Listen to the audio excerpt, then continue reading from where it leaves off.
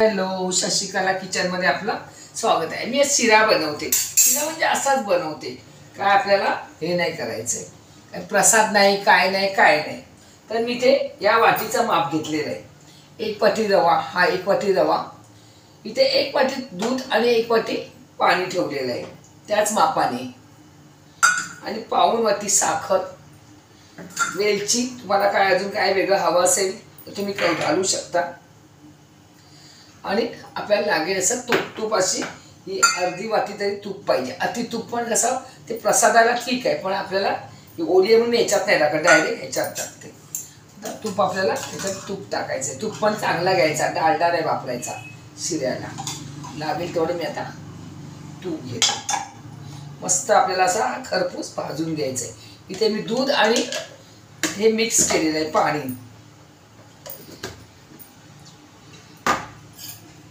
काही कारणास्तव माझे बरेच दिवस व्हिडिओ आले नाही, तरी तुम्ही बोलाल का एक दिवस टाकते एक दिवस टाकत, त्यामुळे आम्ही बघणार नाही, असं करू नका। काही वेळेस माझ्या मिस्टरांना बरं नसतं म्हणून व्हिडिओ काढत नाही, पॅरेलिसचे आहे, तर तुम्ही मला समजून घ्या जरा।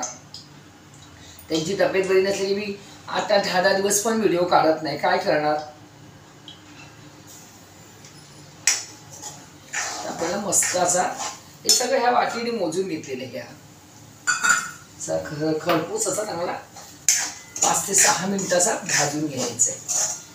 कढई अशी जाड बुडाची कढई घ्यायची, म्हणजे जळण्याचा प्रश्न येणार नाही, म्हणजे असं चांगलं भाजून घ्यायचं।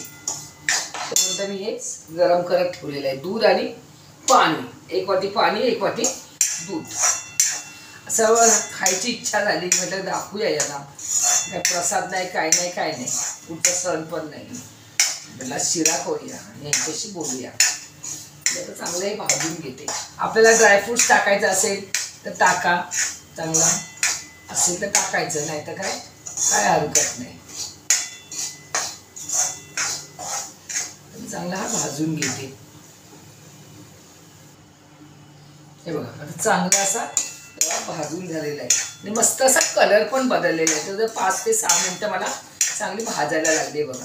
आता याच्यामध्ये हे गरम पाणी आणि दूध गरम करून ठेवले ते घालूया आपण। चांगलं गरम केलं एकदम, हे हळूहळू घालायचं, नाही तर आपल्या हातावर उडू शकतो। थोडं घालून हलवत जायचं। हे बघा गरम घातल्यानंतर ना लागलं पण एकदम गरम झालं ना, गरम घातल्यानंतर ना चांगला आपला रवा फुलून येतो, असं मस्त पैकी रवा फुलला पाहिजे, तरच गरम पाणी घातला तरच फुलेल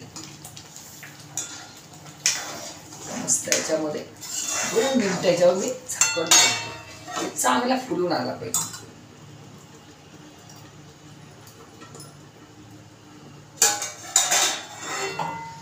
आपला रवा चांगला फुलून आलेला आहे।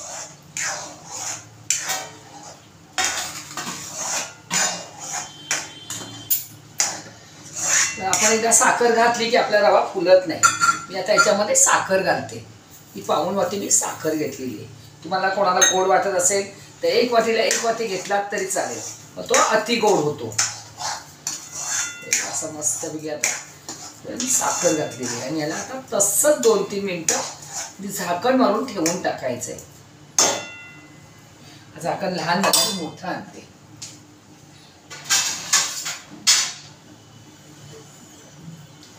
त्याला असं 2-3 मिनिटं मी अशी झाकून ठेवते। तर मी वेलची पावडर घेतलेली आहे, थोडंसं मीठ घालायचं,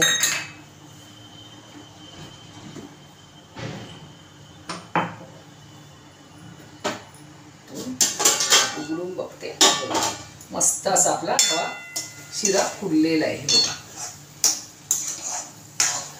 गरम पाणी असल्यानंतर लगेच फुलतो।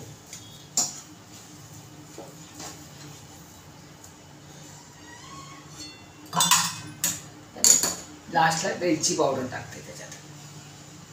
तुमच्याकडे काय माझ्याकडे काही ड्रायफ्रूट असेल नसेल मी नाही टाकत आहे, घरगुती जरासा बनवते, आणि किंचित चिमटीवर मीठ टाकते। त्या गोडाच्या पदार्थाला ना आपल्याला मिठाची गरज असते, खूप चविष्ट लागतो तो।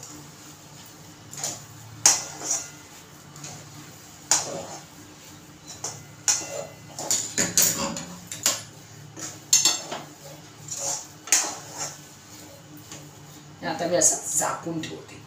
एकदम सोप्पाने आहे, एकदम हे नाही. 2 ते 5 मिनिटं याला झाकून ठेवले. हे बघा आता आपण झाकण काढूया.